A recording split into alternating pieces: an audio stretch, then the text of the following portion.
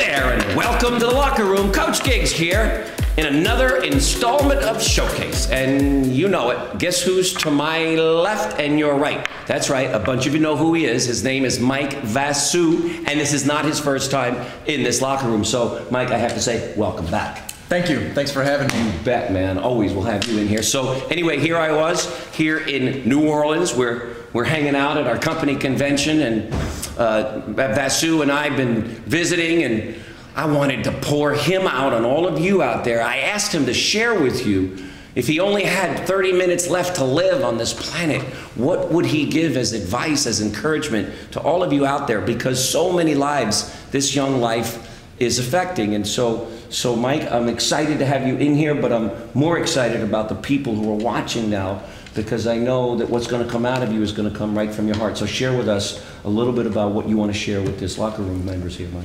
This is an interesting, locker room for me, because the last time I was on the locker room was about a year ago, and in the past year, man, I've gone through a tremendous amount of challenges, in my life, a lot of challenges I never ever thought I'd experience, and people who are, closest with me, like yourself, you know what I'm talking about.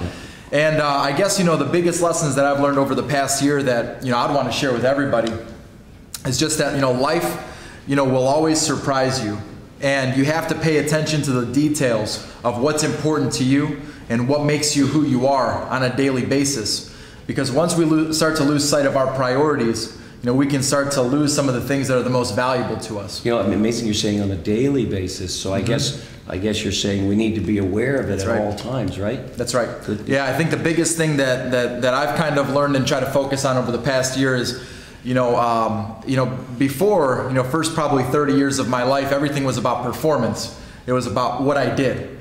And what I've learned over the past year was that none of that matters until you have a good sense of who you are and staying true to yourself and really representing something and being something.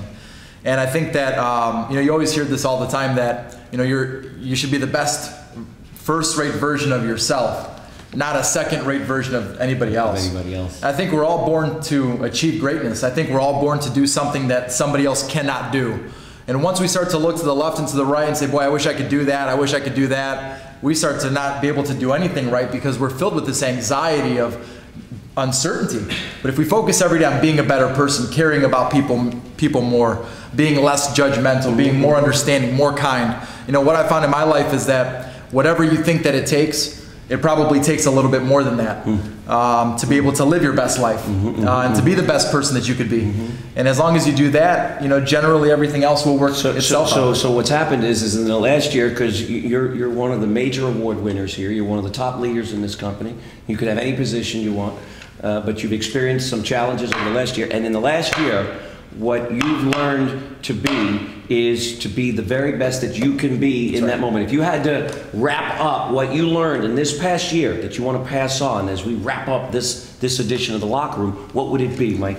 Know who you want to be, know what you want to represent, and live that life, even if it's challenging at times, even if you have to suck it up, even if you have to give up your own ego, even if you have to show humility, keep your pride in check. And I think if you can do that, everything else will pretty much.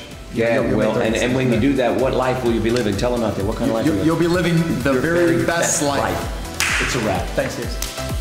If you've enjoyed and feel the Daily Locker Room has served as an inspiration in your life, why not share it with a friend by sending them the daily message?